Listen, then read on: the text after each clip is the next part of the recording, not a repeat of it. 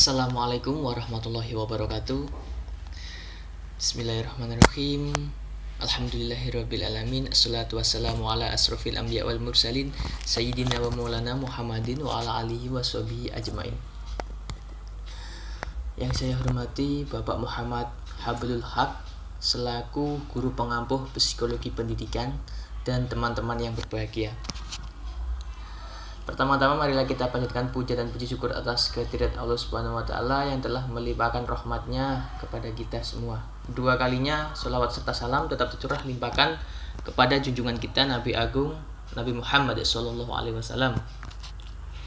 Saya di sini akan memberikan materi tentang definisi perkembangan. Definisi perkembangan merupakan suatu proses yang pasti dialami oleh setiap individu. Perkembangannya ini adalah proses yang bersifat kualitatif dan berhubungan dengan kematangan seorang individu yang ditinjau dari perubahan yang bersifat progresif serta sistematis di dalam diri manusia. Memberikan definisi bahwa perkembangan dapat diartikan sebagai perubahan sistematis, progresif, dan berkesinambungan dalam diri individu sejak lahir hingga akhir hayatnya, atau dapat diartikan pula sebagai perubahan-perubahan yang dialami individu menuju tingkat kedewasaan.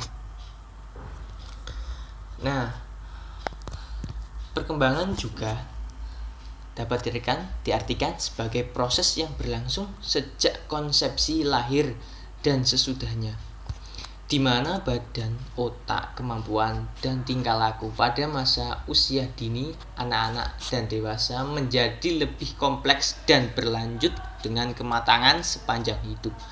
Hal ini didefinisikan oleh Dr. Siti Aminah. Nah, maka dari kata lain, dapat kita artikan bahwa sepanjang hidup kita merupakan suatu rangkaian proses yang terus berlanjut. Proses tersebut meliputi perkembangan pertumbuhan serta kematangan baik fisik maupun psikis. Tidak ada periode usia yang mendominasi perkembangan hidup. Perkembangannya meliputi keuntungan dan kerugian yang berinteraksi dalam cara yang dinamis sepanjang siklus kehidupan, sehingga selama proses bertambahnya usia, maka selama itu proses perkembangan akan terus berjalan. Proses ini terjadi di dalam diri manusia secara bertahap dan memiliki fase. Nah, di sini juga ada fase-fase yang dibagi menjadi 6, yaitu fase oral atau mulut yang merupakan sentral pokok kearifan yang dinamis. Yang kedua fase anal. Yang ketiga fase valis atau alat kelamin. Yang keempat fase lens. Yang kelima fase pubertas. Dan yang terakhir fase genital atau proses menginjak kedewasaan. Nah, selanjutnya saya akan menyampaikan ciri-ciri perkembangan secara umum.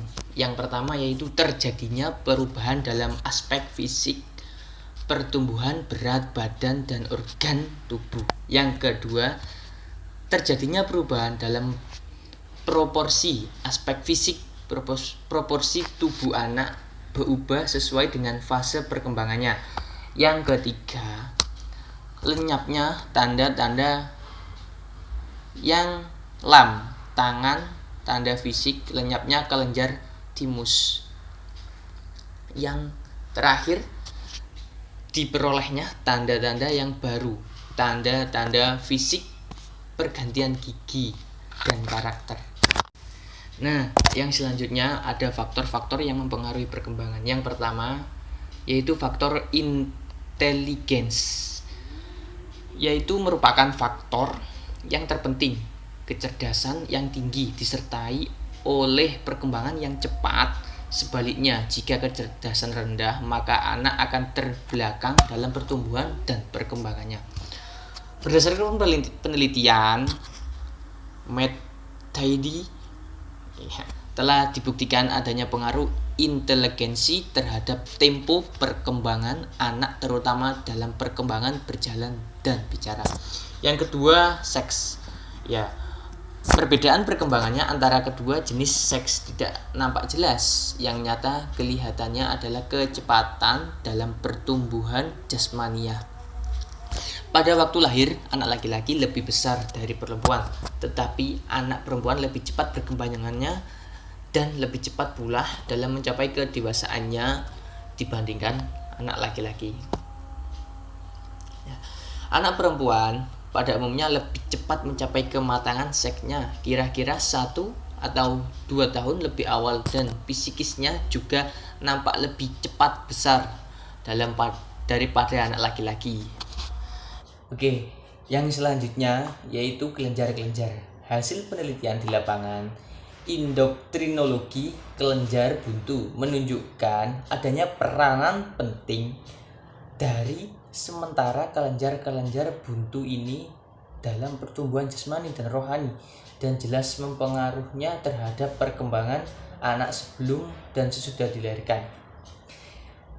Oke, selanjutnya kebangsaan atau ras. Anak-anak dari ras Mediterranean atau Lautan Tengah tumbuh lebih cepat dari anak-anak Eropa sebelah timur. Anak-anak Negro dan India bertumbuhnya tidak terlalu cepat dibandingkan dengan anak-anak kulit putih dan kuning. Selanjutnya, posisi dalam keluarga. Kedudukan anak dalam keluarga merupakan keadaan yang dapat mempengaruhi perkembangannya.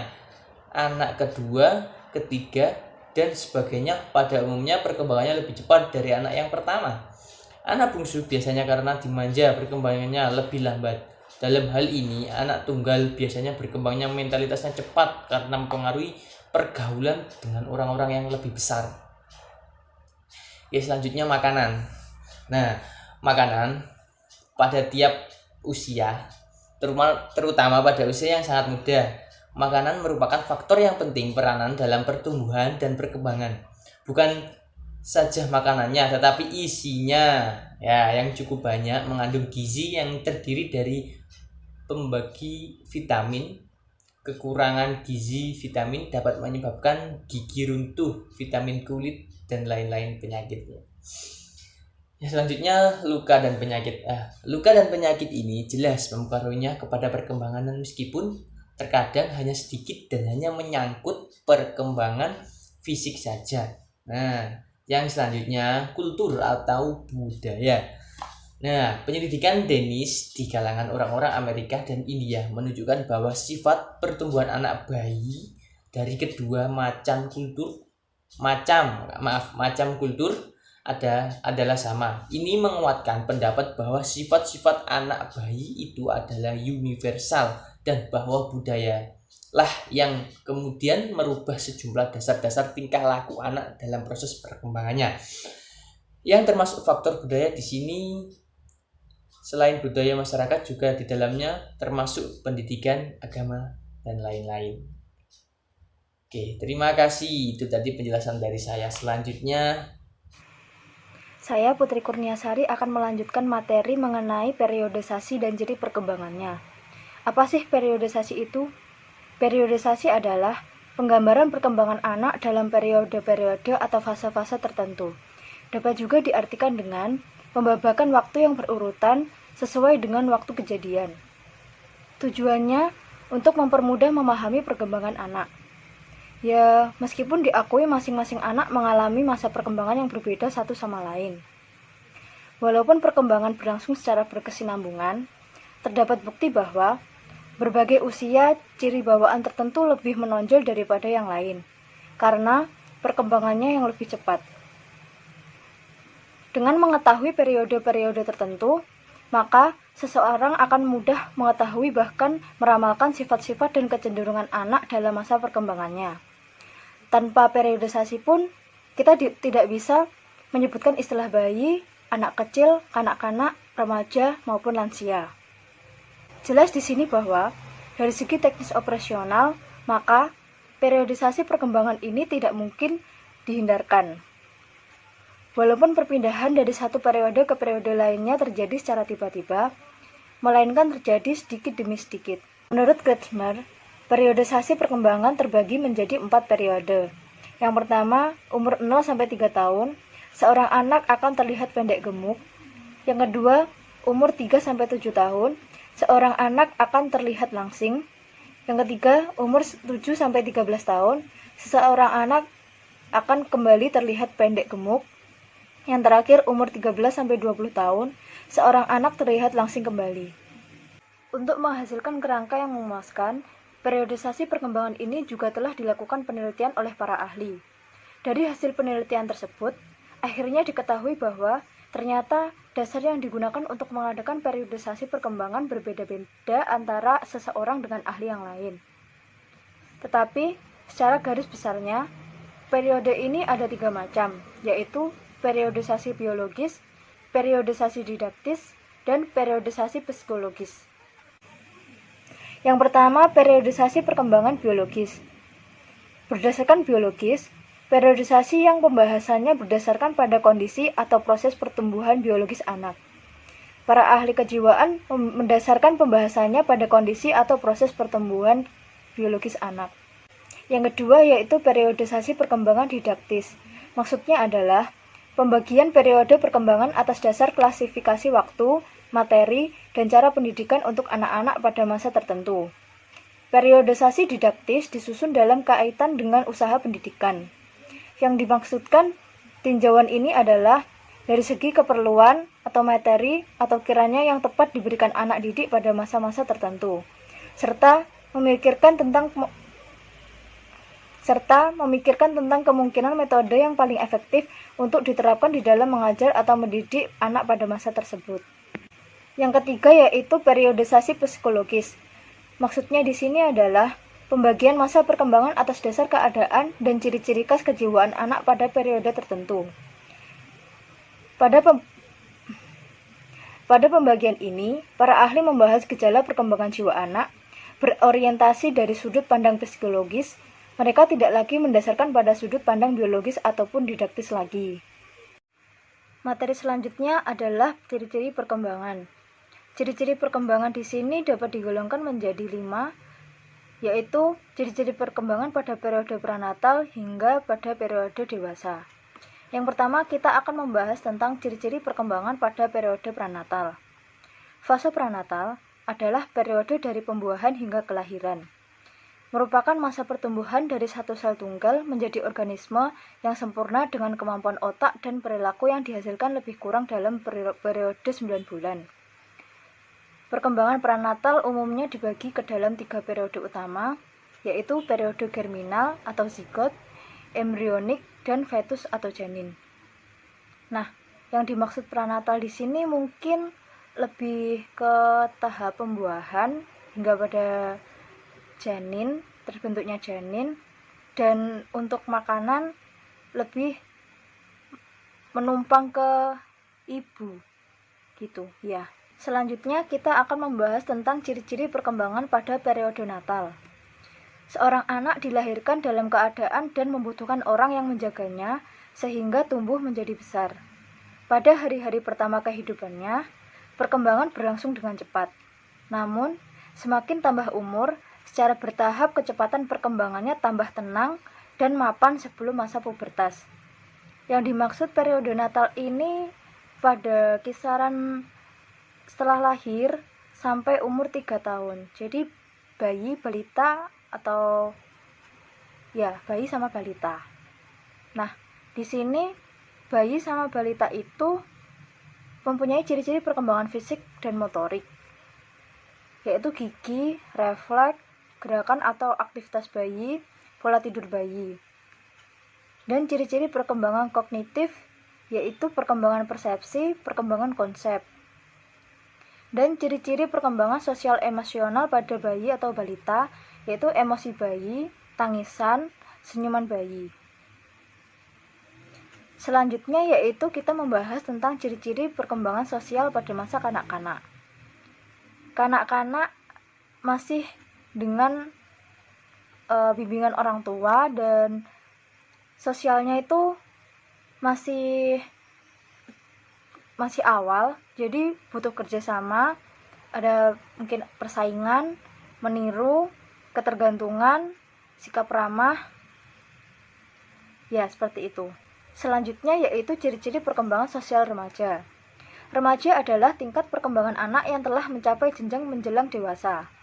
Pada jenjang ini, kebutuhan remaja telah cukup kompleks. Cakrawala interaksi sosial dan pergaulan remaja telah cukup luas. Dalam penyelesaian diri terhadap lingkungannya, remaja telah mulai memperlihatkan dan mengenal berbagai norma pergaulan yang berbeda dengan norma yang berlaku sebelumnya di dalam keluarganya. Kehidupan sosial pada jenjang dewasa ditandai dengan menonjolnya fungsi intelektual dan emosional. Seorang remaja dapat mengalami sikap hubungan sosial yang bersifat tertutup sehubungan dengan masalah yang dialami remaja. Pergaulan remaja banyak diwujudkan dalam bentuk kelompok, baik kelompok kecil maupun kelompok besar. Yang terakhir yaitu ciri-ciri perkembangan pada periode dewasa. Pada periode dewasa ini, perkembangan dapat dibagi menjadi 3 masa, yaitu dewasa awal, dewasa madya, dan dewasa akhir.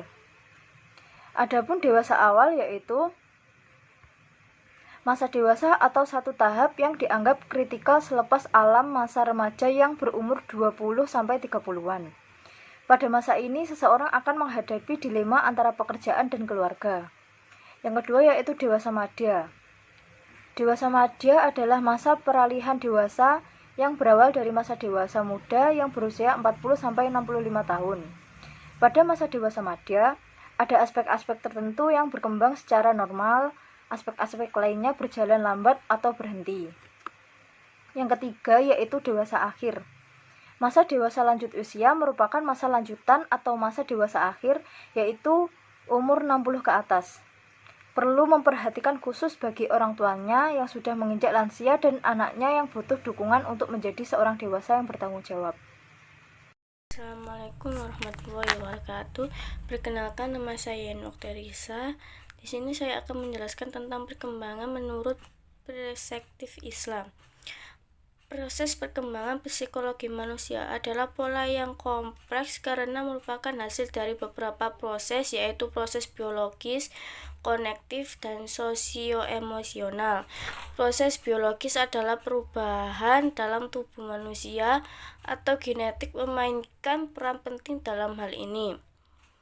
Proses biologis merupakan kemampuan bergerak, berkembang, atau hormonal di masa puber.